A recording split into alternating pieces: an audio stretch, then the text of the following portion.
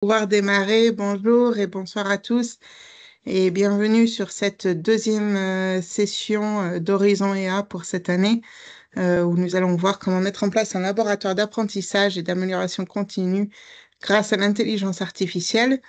On va commencer par se présenter brièvement. Alex, je te laisse commencer.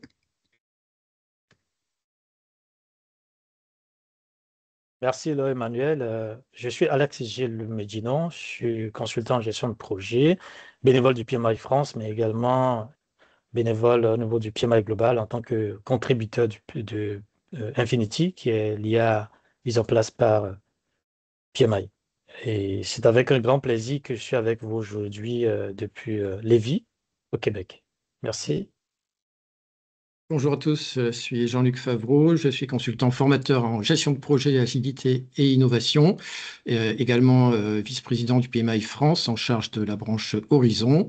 Je suis également co-auteur du futur standard du PMI sur l'IA et je m'adresse à vous avec grand plaisir depuis Tahiti en Polynésie française. Alors, bonjour à tous. Et moi, je suis Nassis Somsa, je suis consultant en gestion des projets et également bénévole au sein de la branche Horizon de PMI France et contributeur sur PMI Infinity. C'est avec un grand plaisir que je participe à cette session depuis Montréal au Québec. Fouad? Bonjour à toutes et à tous, Fouad Saïgi, je suis responsable de portefeuille et chercheur en transformation des entreprises. Je fais partie du PMI France Pôle Lyon et je vous rejoins depuis Lyon. Et je suis donc Laure Emmanuel Perret, DSI et bénévole PMI France en support sur cette initiative, surtout pour tout ce qui va être technique et communication. Nous allons commencer juste par rappeler que donc Horizon IA est une initiative de la branche Horizon du PMI France. La branche Horizon comprend tous les membres de PMI France étant situés dans les territoires d'outre-mer et en dehors de la France métropolitaine. On est, comme je le disais, à la deuxième session de la deuxième saison d'Horizon IA. Vous retrouverez toutes les sessions précédentes sur la chaîne YouTube de PMI France.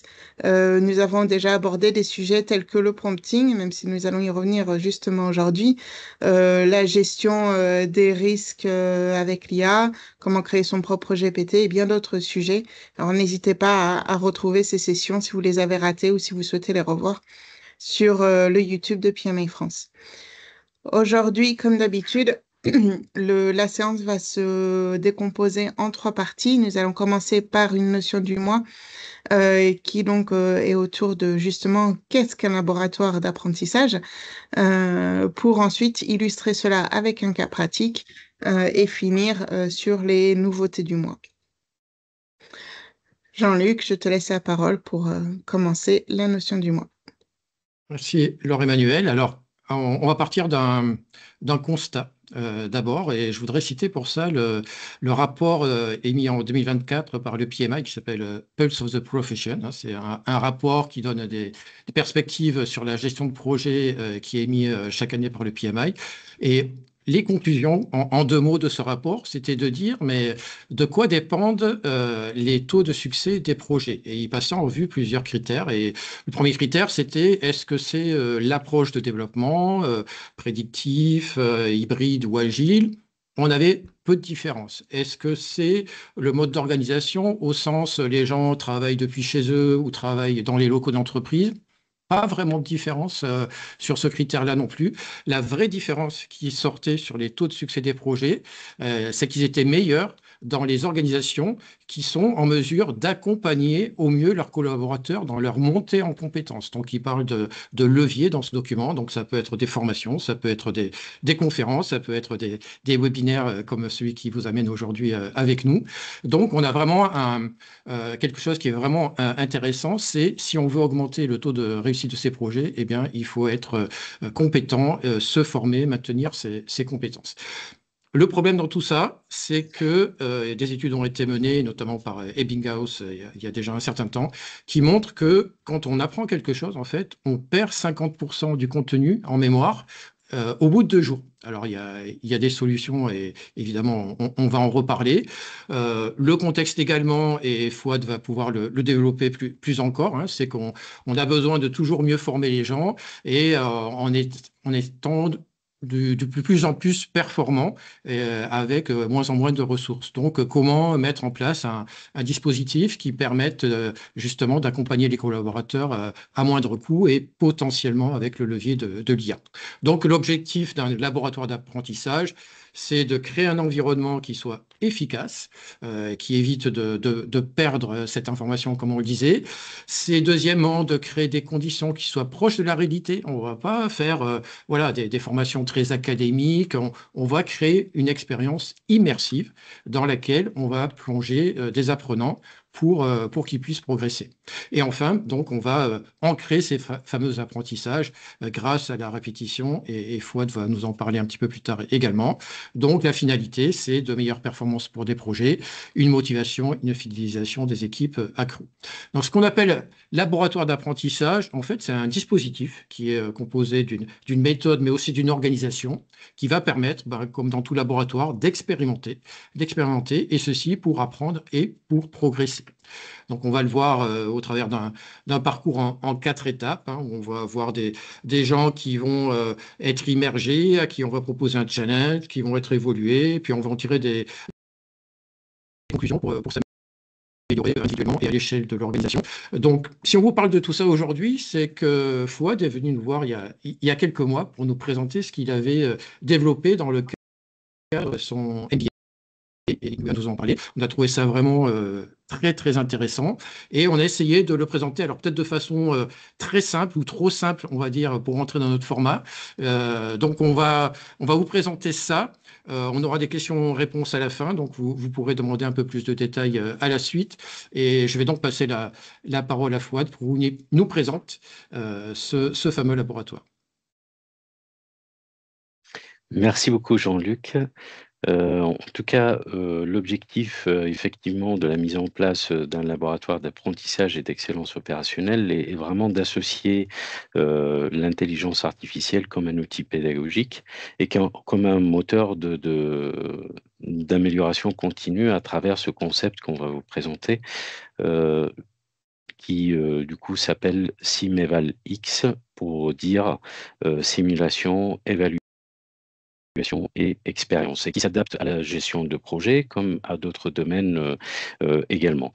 Donc naturellement, quand on forme à la gestion de projet, y compris au sein des entreprises, on apprend beaucoup de théorie. Puis la réalité est un peu différente, des situations sous stress, des projets qui glissent, des marchés qui réduisent vachement les opportunités, en tout cas des risques aussi, et de nouvelles situations de crise. La liste est très longue.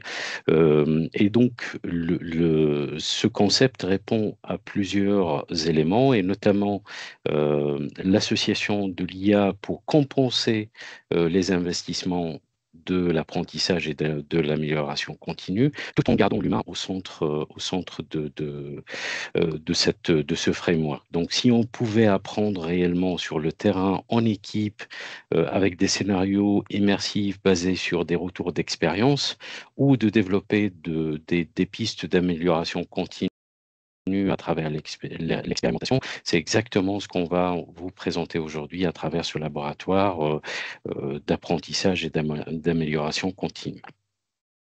Donc, du coup, la structure de ce framework commence par une première étape qui est la simulation, supportée par l'intelligence artificielle, qui permet à la fois de gagner beaucoup de temps de préparation, mais aussi de standardiser les simulations et de robustifier les processus de simulation. Donc, une simulation plutôt dynamique et immersive qui tire ces données d'expérience projet réalisée dans le meilleur des cas. Donc, on pique from experience to experience. Donc, on récupère des données d'expérience pour pouvoir simuler des situations réalistes. Sinon, on peut aussi le faire à travers une création guidée par des experts qui cadrent bien évidemment les scénarios proposés par l'IA.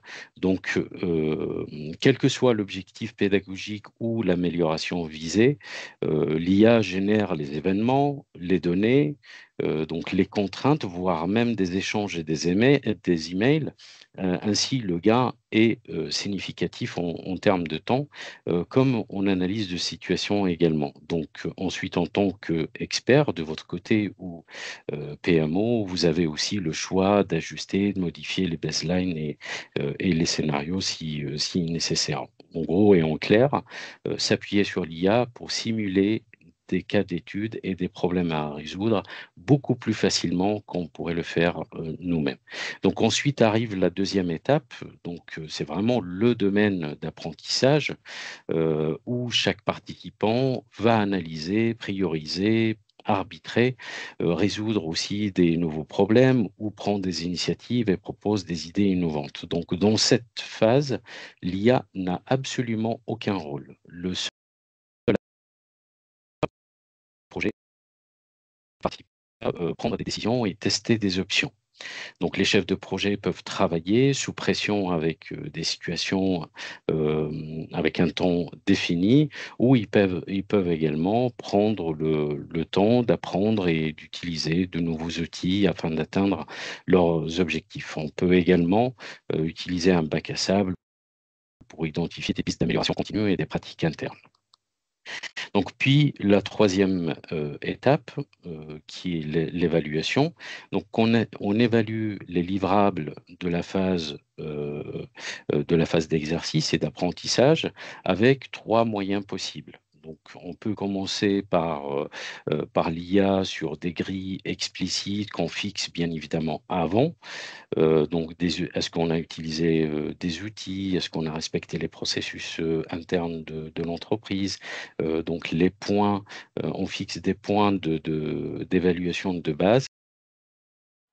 Et l'objectif, c'est pas vraiment que l'IA évalue les livrables, mais plutôt qu'elle ne fasse un feedback immédiat et qui va servir surtout dans le cas où on a plusieurs participants, une vingtaine, une quarantaine, l'IA pourrait simplifier cette évaluation.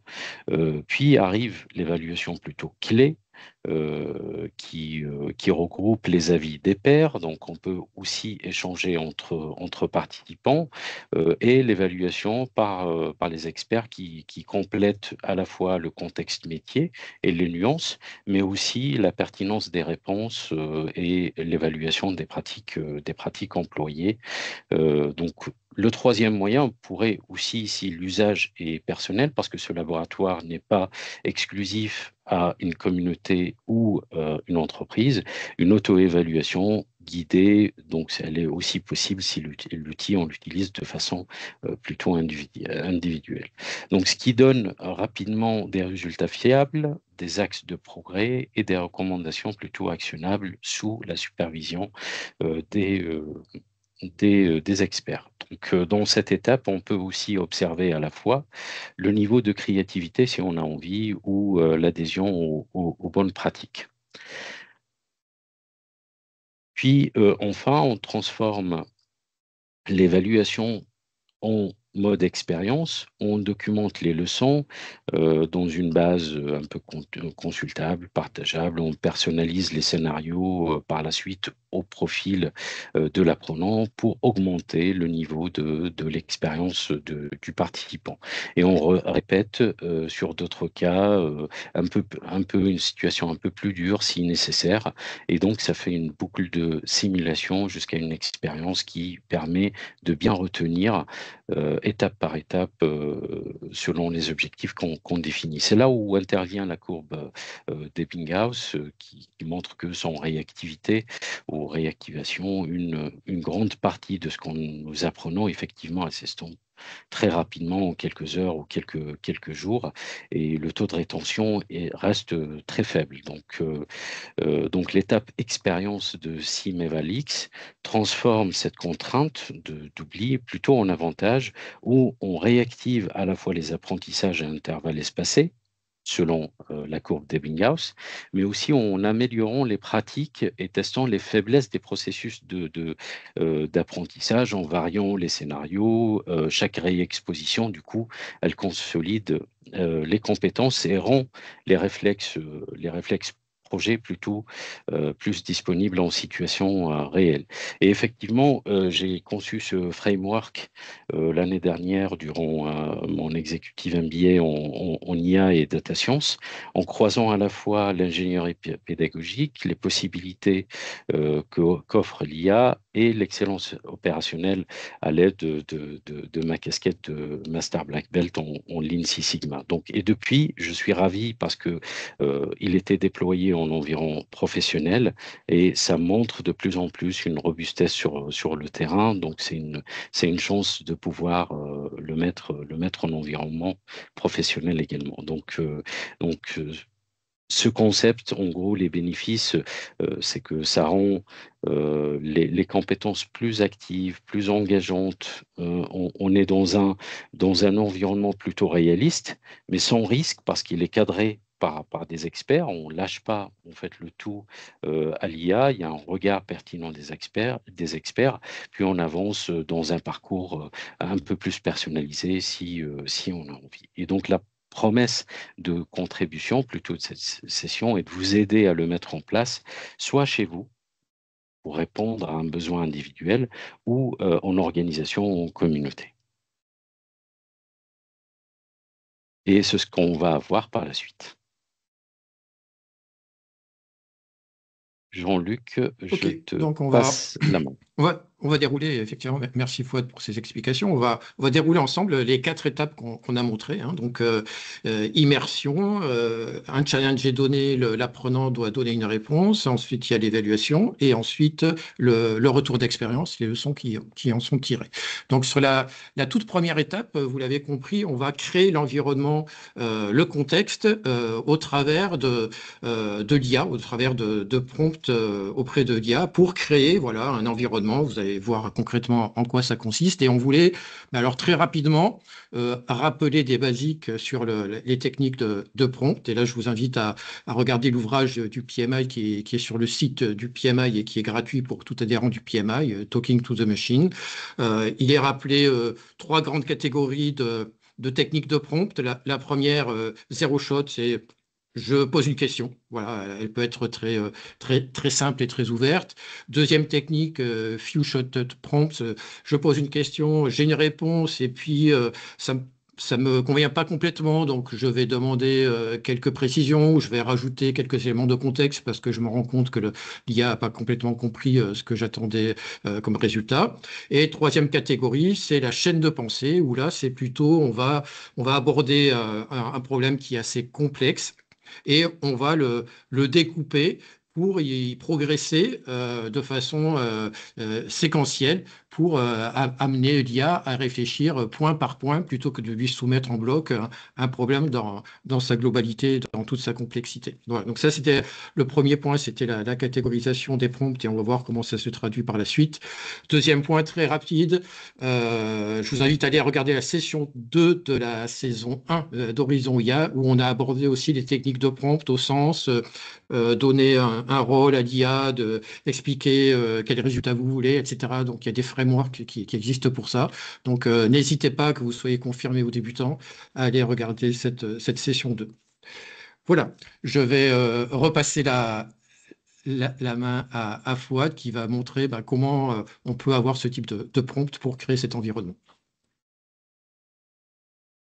Merci beaucoup, Jean-Luc. Donc, du coup, pour créer cet environnement de simulation, on peut à la fois soit utiliser plutôt le few shot prompt pour cadrer la situation de projet avec un exemple ou deux, mais laisser une liberté. On peut aussi créer une faible température à l'IA pour lui donner la liberté de structurer les scénarios. Donc, voulant dire que on n'est pas obligé d'avoir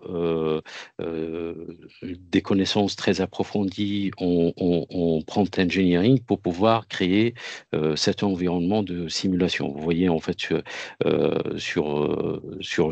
dans ce cadre-là, on demande juste de générer une situation de crise réaliste et immersive dans un projet complexe. On ne lui donne pas le contexte du projet et on lui explique que c'est en vue de faire un exercice de résolution et expliquer 2-3 points autour du scénario, est-ce qu'on a besoin des KPI ou pas. Et donc, c'est très simple en termes de prompt à envoyer pour créer cet environnement. En revanche, de l'autre côté, un raisonnement plutôt guidé, ou un enchaînement d'idées et de raisonnements, c'est pour structurer l'analyse sans partir dans tous les sens. Donc, on laisse moins la main à l'IA. Donc là, c'est adapté, par exemple, à un retour d'expérience, un projet qui s'est mal passé ou une situation qu'on a rencontrée ou une piste d'amélioration à chercher. Et donc, il maîtriser à la lettre ces scénarios. Donc, vous voyez le détail qu'on a donné. Et donc, pour le cas pratique, on vous propose plutôt un enchaînement de raisonnements et d'idées. Et donc, vous pouvez à chaque fois ajuster le prompt selon vraiment les objectifs pédagogiques. Juste 2 points, une clé de réussite aussi, c'est appuyez-vous sur PMI Infinity si vous voulez mettre en avant la gestion de projet. Donc, je recommande vivement l'utilisation d'Infinity pour la simulation et l'évaluation dans le contexte projet parce que ça va être un peu plus robuste qu'un ChatGPT, mais en tout cas, nous, on l'a fait sur ChatGPT pour montrer également que c'est tout à fait possible de simuler cette situation. Et je donne la main à Narcisse qui va nous expliquer toute cette partie de simulation. Merci beaucoup, Fouad. Alors, juste pour recadrer un peu, nous sommes actuellement au début du process que Fouad nous a présenté tout à l'heure. Donc, il s'agit de la première étape qui est la simulation. Nous allons donc utiliser l'IA pour nous aider donc à pouvoir générer un contexte qui va servir de base d'apprentissage donc à nos ressources. Et Fouad vous a présenté tout à l'heure un few shot. Donc, c'est ça que nous avons pris, nous avons alimenté ChatGPT avec. Et on devait joindre au few shot la chaîne de pensée, c'est-à-dire la partie qui était à droite tout à l'heure. Mais ChatGPT n'a pas reçu ça et pourtant il nous répondait oui, qu'il a reçu et qu'il était prêt à répondre. On a compris que, bon, que notre ami hallucinait. Et nous avons voulu vous partager cela. Alors, lorsque nous avons transmis à ChatGPT la chaîne de pensée bien détaillée, les paramètres, la structure qu'il doit respecter pour nous produire donc l'élément de sortie qui va servir de base pour l'apprentissage, nous lui avons présenté donc en image et ce qu'il a fait, c'est qu'il nous l'a restructuré pour s'assurer que nous sommes d'accord, que c'est bien ce que nous lui avons remis à qui nous renvoie. Et nous avons confirmé, oui, que c'est ça et que se servant de cette base-là et les inputs que nous avons donnés, notamment les paramètres du projet, que ce soit le secteur d'activité, l'objectif du projet, le budget, les KPI et autres, nous avons tout renseigné et ça nous a permis donc d'avoir un contexte qui nous a été généré par ChatGPT.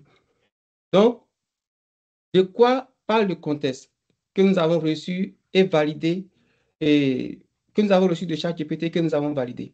Allez, suivant. Donc, le contexte qui va servir de base à l'apprentissage pour nos ressources, ici, il s'agit d'un contexte d'une situation de crise.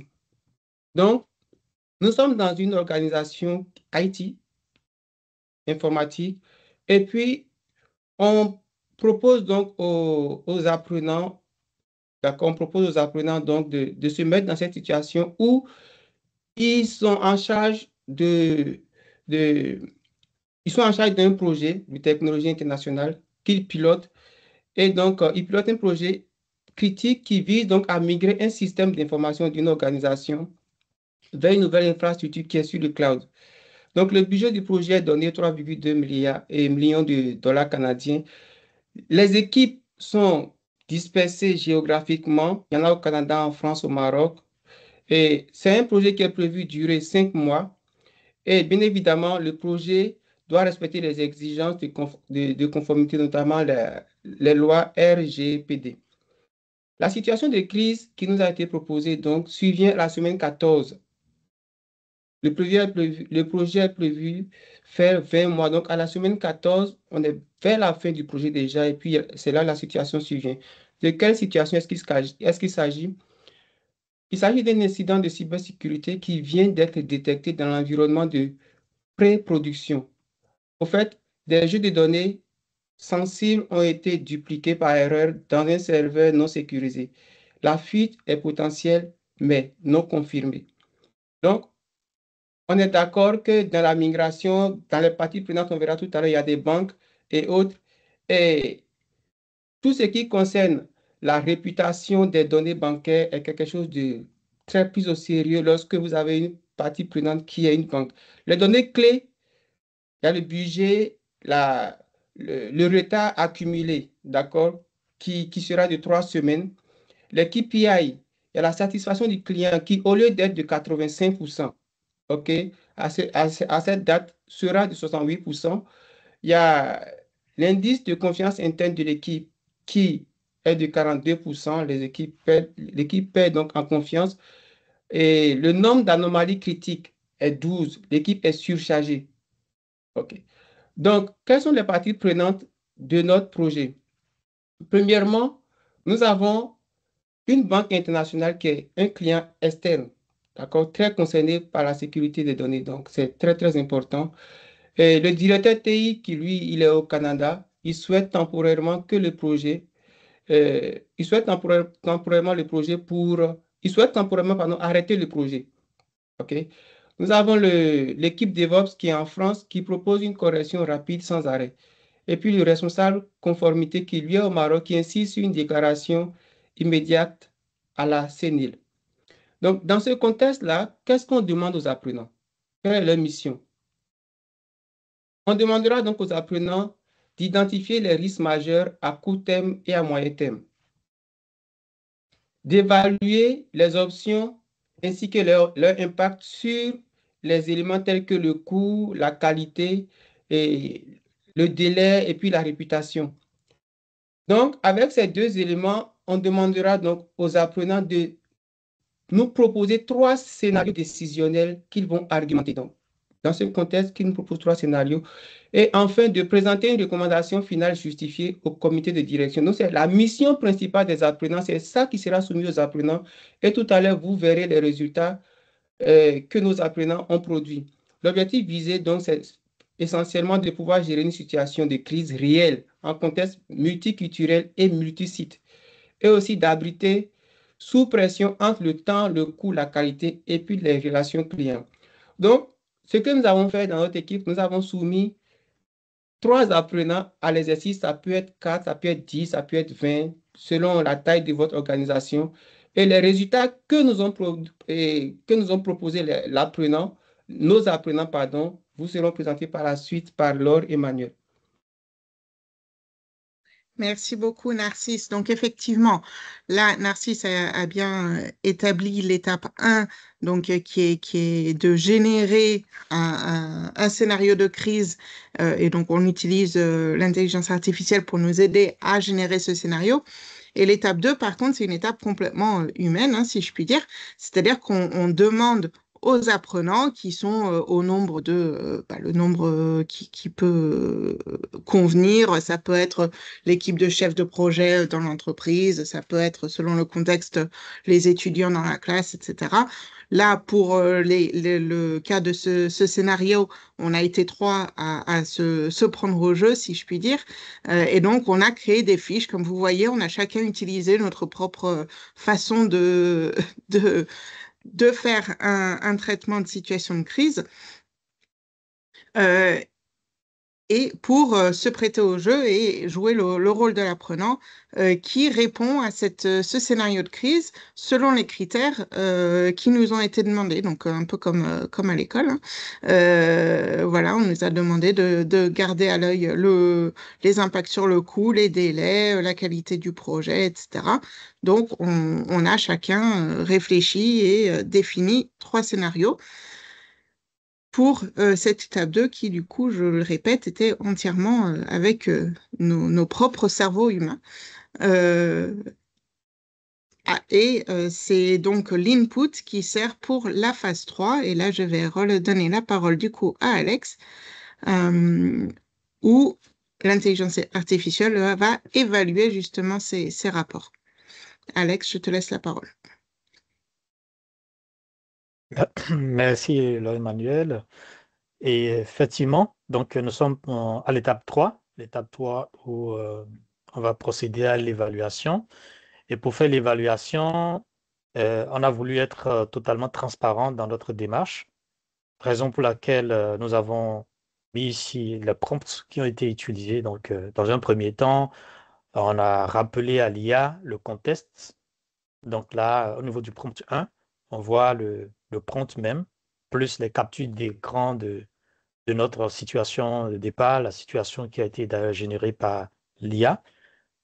Pourquoi est-ce que c'est séparé? On aurait pu continuer dans la même conversation, mais ici, supposons qu'on peut générer la situation avec une IA différente et faire l'évaluation aussi avec une autre IA. Donc, c'est pourquoi nous avons scindé ces deux-là.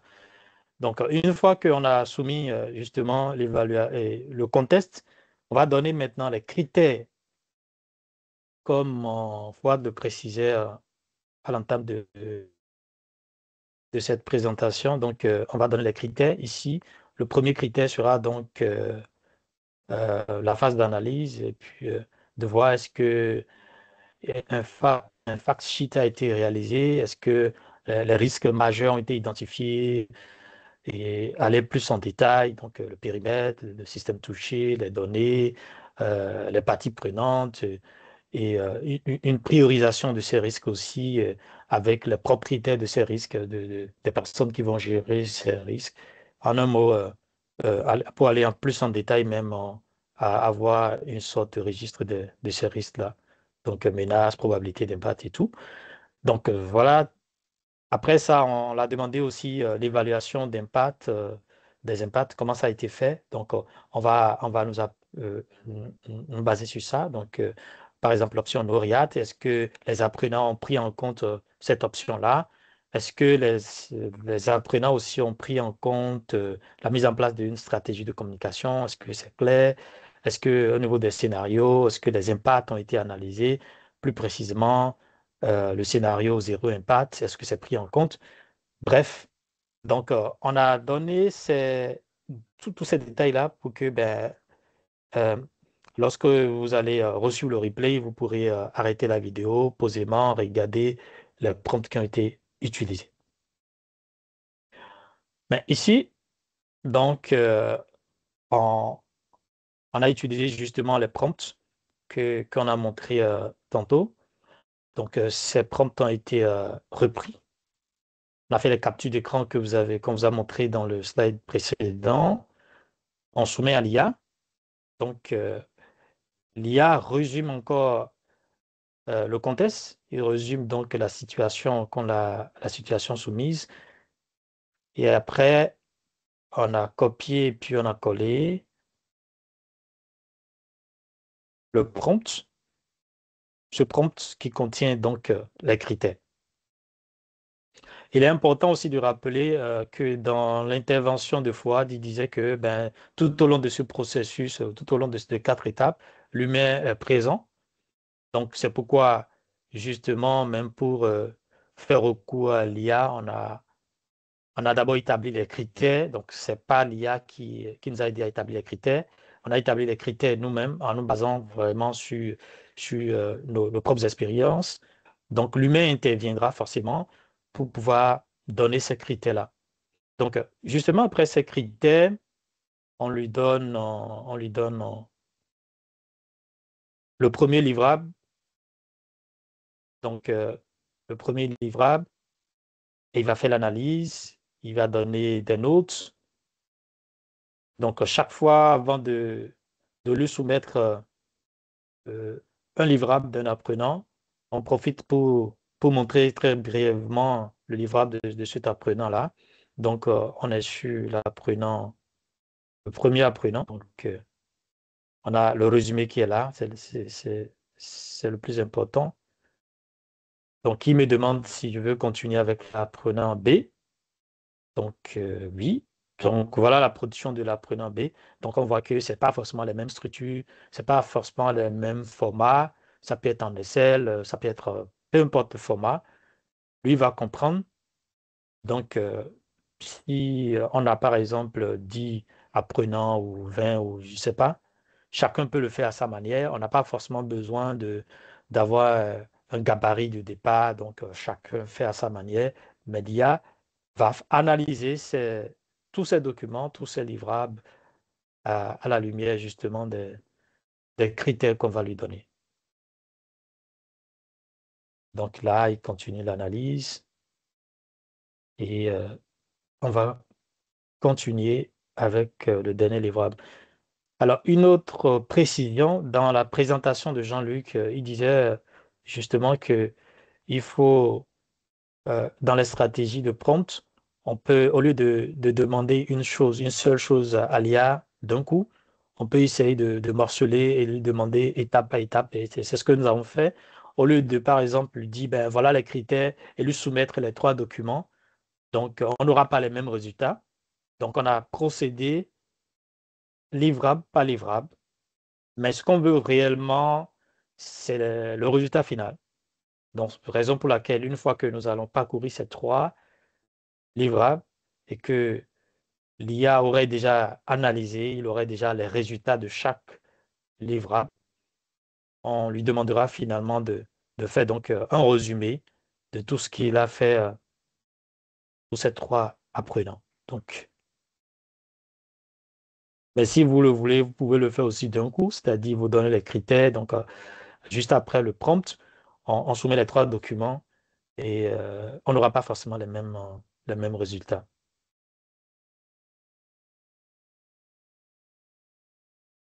Donc, lui-même, il a déjà deviné. Avant même que je ne pose la question, il me demande, souhaites-tu que je prépare un tableau comparatif pour les 3 apprenants? Donc, il me l'a demandé. Donc là, on a un tableau récapitulatif qui se base justement sur les critères qu'on a donnés. Et il a analysé justement les livrables de chaque apprenant, l'apprenant A, l'apprenant B, l'apprenant C. Et puis, mais dans la présentation du modèle, Fouad, au niveau de l'évaluation, avait vraiment mentionné 2 choses. Donc, on peut faire l'évaluation en nous basant sur l'IA, mais on peut aussi challenger euh, le résultat que l'IA va nous donner. Et c'est justement ce que nous allons faire. Nous avons eu un résultat et on va se rendre compte que ce résultat n'est pas forcément, les notes qu'il a données par endroit ne sont pas totalement exactes. Et je pense que Laure, Emmanuel et moi, on va se prêter à cet exercice. Donc, au niveau toujours de l'étape d'évaluation, pour pouvoir,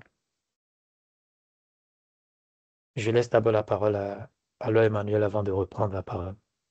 Voilà, donc effectivement, juste rapidement sur cette étape-là, donc qui est la 4e étape du processus d'apprentissage, donc où ce sont vraiment les experts qui vont donner leurs analyses. Donc ils peuvent s'appuyer, et c'est ce que nous avons fait, c'est pour ça que le tableau ressemble, sur l'analyse de l'IA, mais par contre, ils vont avec leur regard d'expert, si je puis dire, vraiment ajuster et se dire, ben non, là, il a été peut-être un peu trop sympa. D'ailleurs, c'est ce qu'on a remarqué, nous, en se prêtant à l'exercice, c'est que, bon, il mettait très facilement les 4 et 5 sur 5, hein, et alors que, bon, parfois, et d'ailleurs, si vous retournez, si toutefois vous avez le temps de regarder le replay, vous regarderez, il y a des évaluations à 5 sur 5 en disant c'est bien réfléchi, mais l'option est absente, ben alors du coup c'est pas bon.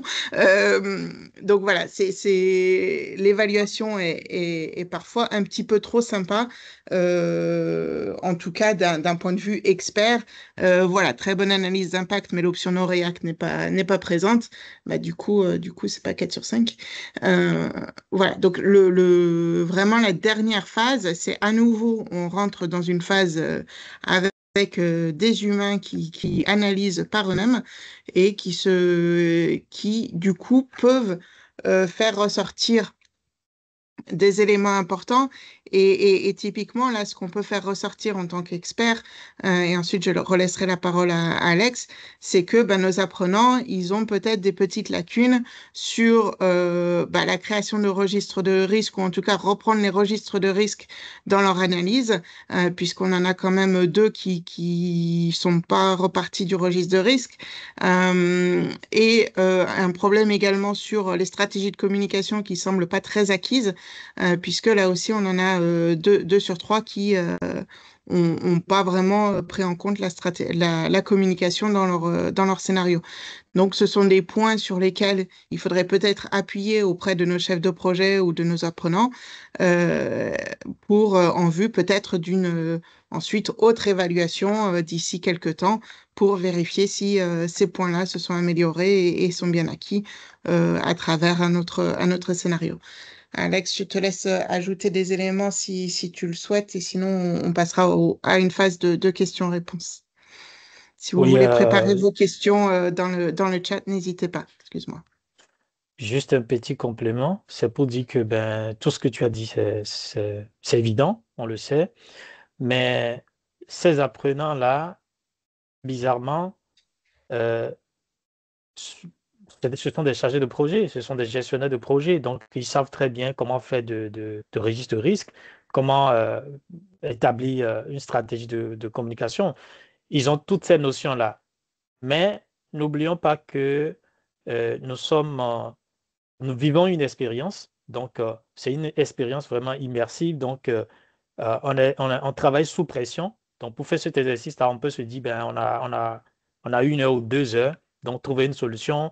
Donc chacun travaille dans son coin ou on travaille ensemble. Donc dans cette précipitation, dans cette pression-là, il y a quelques notions qui peuvent nous échapper. Donc après cet exercice, ils vont se rendre compte que, oui, je sais très bien il faut faire telle chose de telle manière, mais comme j'étais sous pression, ça m'a échappé. Donc, il faut en tenir compte prochainement. Et donc, je pense que c'est très intéressant. C'est très intéressant. Et là, Emmanuel, si tu permets, avant qu'on passe aux questions, on peut revenir sur la dernière phase parce que nous sommes à la phase 3, justement, où on est à l'évaluation. Donc, il reste la dernière phase qui est justement la phase euh, où on va tirer des leçons. Oui. Donc, je passe la parole à Fouad. Effectivement, donc l'intérêt derrière, c'est d'établir des plans d'amélioration, quel que soit au niveau de l'apprenant ou au niveau aussi des processus. Là, dans les 3 scénarios, comme disait Laure Emmanuel, on voit bien que les 3 n'ont pas travaillé forcément sur la communication. Donc, ça veut dire qu'on a aussi des processus à améliorer en interne sur cette partie. Là, je ne vais pas le détailler pour laisser vraiment la place aux questions-réponses, mais aussi à d'autres éléments que Jean-Luc va nous l'expliquer. Je voulais juste vous montrer un exemple concret dans un environnement professionnel, donc suite à l'application du concept dans un environnement professionnel. Donc ça concerne vraiment une analyse rétrospective augmentée, donc à l'aide de l'IA, mais c'est le même concept. De plusieurs projets qui ont échoué dans des environnements un peu différents et qu'est-ce on a tiré par la suite autour de ces projets et cette analyse. Donc je passe la main à Jean-Luc.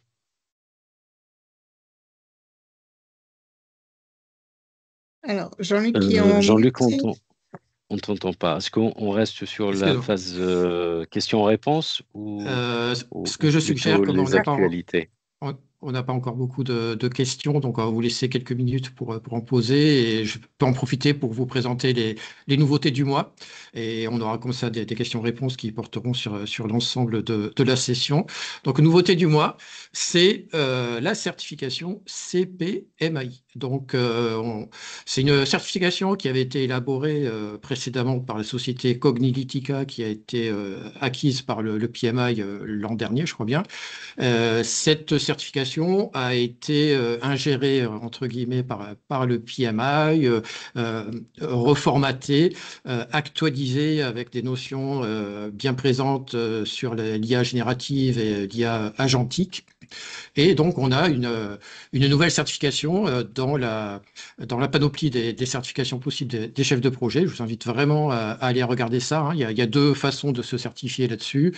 Soit vous suivez le module e-learning qui est proposé par le PMI à titre payant, soit vous pouvez vous adresser à un ATP, un organisme de formation qui peut vous former en, je crois que c'est 21 heures, en 3 jours, sur ce corpus pour que vous puissiez passer la certification. Alors, pour situer un peu les choses, hein, lors de la session précédente, je vous avais présenté en avant-première le plan du futur standard de l'IA.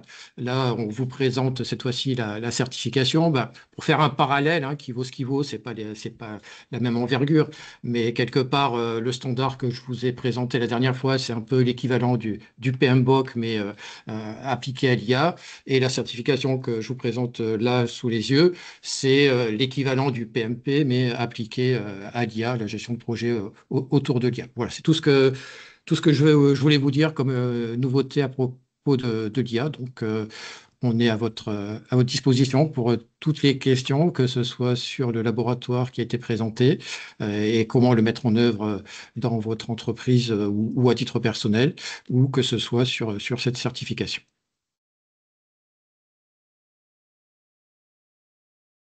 Alors, merci. Donc, on commence à avoir quelques questions. Et donc, peut-être la première, éventuellement pour Fouad, comment est-ce que tu évalues l'apport, la valeur de l'usage de l'intelligence artificielle là dans le scénario? Il y a le gain de temps qui semble évident, mais est-ce qu'il y en aurait d'autres? Oui, oui, oui. En fait, merci pour cette question. Peut-être que je suis passé très rapidement sur ce concept. Il y a le gain de temps, mais il y a aussi la standardisation des processus. C'est-à-dire, en fait, vu qu'on entraîne l'IA à nous proposer des scénarios d'une façon bien précise, donc du coup, ça nous permet aussi de gagner en performance pédagogique. On est sur une structure plutôt standard et ça nous permet de rendre robuste toute cette partie d'ingénierie pédagogique. Donc, il n'y a pas que le gain de temps, ce qui est déjà énorme, parce que ça laisse vraiment l'humain se concentrer sur l'essentiel, qui est l'évaluation, le cadrage, l'amélioration continue, mais aussi ça permet de structurer la démarche, de standardiser, voire même par la suite de l'améliorer s'il le faut.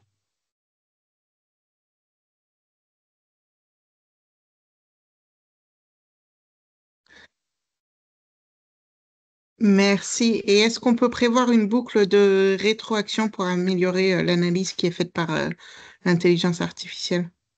Oui, tout à fait. C'est le cas, on peut le faire. En revanche, moi, je vous conseille vraiment d'utiliser l'IA en phase d'évaluation comme un outil qui va juste vous faciliter la tâche, mais pas en fait s'appuyer sur l'IA comme un évaluateur des livrables des participants. Parce que là, on perd un tout petit peu en efficacité et on manque aussi l'effet human in the loop, c'est-à-dire d'avoir le vernis métier, le contexte des projets, que l'IA aujourd'hui n'est pas forcément la meilleure pour le mettre en place. Donc vraiment, si vous utilisez l'IA dans la partie évaluation, essayez de vraiment limiter juste comme ce qu'on a fait nous. Après, vous pouvez faire aller plus loin, mais l'objectif, c'est vraiment qu'elle vous aide à identifier rapidement les points qui ont été abordés ou pas, et les pistes qui ont été, les initiatives qui ont été posées sur le papier ou pas. Mais vraiment, concentrez-vous plutôt sur donc l'action humaine sur l'évaluation.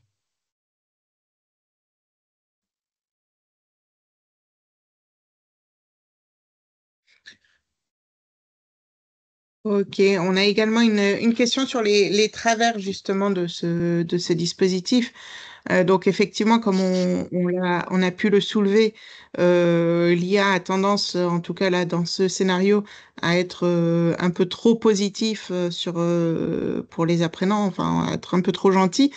Est-ce qu'il y a d'autres points sur lesquels il faudrait être vigilant quand on joue ce scénario? Enfin, ce modèle d'apprentissage, pardon. Principalement, c'est la suite. C'est la phase de l'expérience où on va en fait mettre en boucle plutôt cet exercice en laboratoire et observer. Donc il y a effectivement le biais que peut apporter l'IA, mais l'IA l'apprend en même temps que nous. Donc, plus on va générer des scénarios, plus elle gagnera en efficacité. Mais la présence, je le répète, la présence de l'humain, elle est indispensable dans ce dispositif. J'ai vu une question peut-être autour de est-ce qu'on a comparé avec un Infinity. Non, on n'a pas comparé cette partie. Par contre, j'avais fait un scénario qui se rapproche sur Infinity. Le résultat est vachement plus cadré.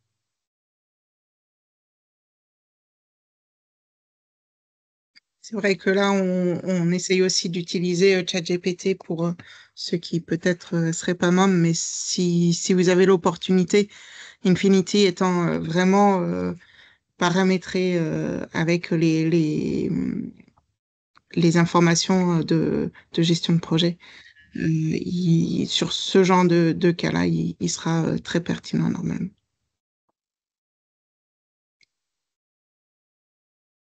Je peux me permettre de répondre à deux, trois questions que j'ai vu passer sur la Vas-y, certification vas-y. CPMI, ce qui n'empêchera pas de revenir à l'autre sujet, hein. Donc, les prérequis ils sont simples. Je n'avais pas vu ça jusqu'à présent. C'est avoir au moins 18 ans. Voilà. Pourtant, il y a pas de contenu qui soit un peu sensible, mais bon, il faut avoir 18 ans pour passer l'examen.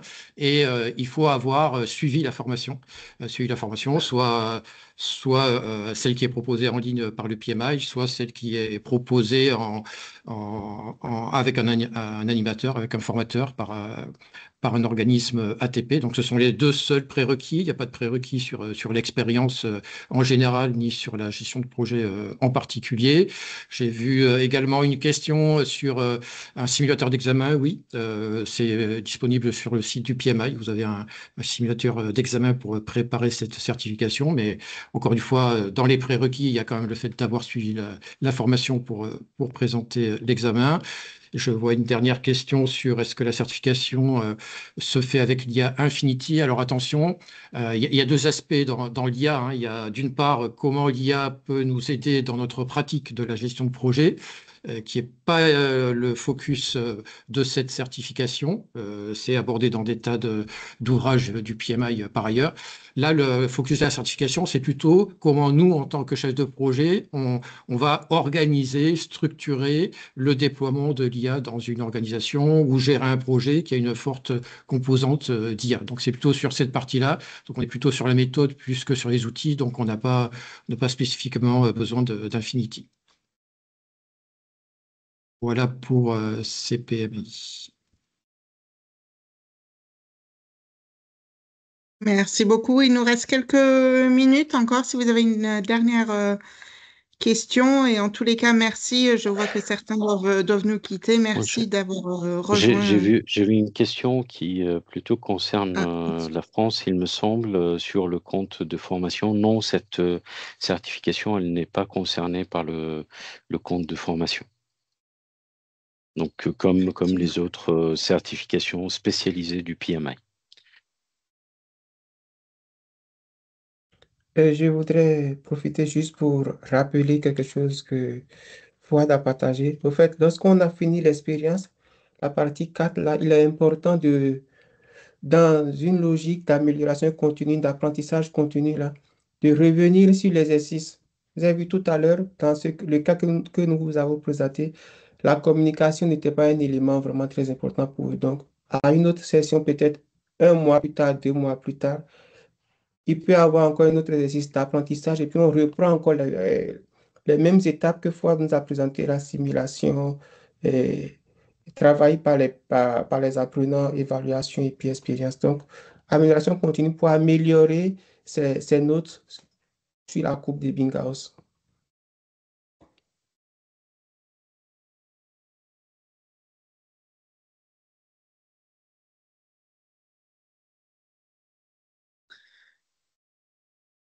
En tout cas, merci à tous, merci pour votre participation. Merci, effectivement. Pour les PDU, ce sera comme d'habitude, c'est-à-dire que je vais vous pointer comme étant présent et vous devriez recevoir le PDU dans le week-end. Si toutefois il y avait un souci, n'hésitez pas à me recontacter en début de semaine prochaine. En général, ça marche plutôt pas mal, mais c'est vrai que parfois, si vos noms n'étaient pas tout à fait complets sur le Teams, j'ai du mal à vous pointer. Mais tout devrait rentrer dans l'ordre très rapidement. Ok. Là, Emmanuel, si tu permets, un petit rappel. Comme d'habitude, si vous trouvez ce webinaire intéressant, le thème abordé intéressant, écrivez oui dans le chat. Ça nous permet de recevoir quand même votre feedback. Merci.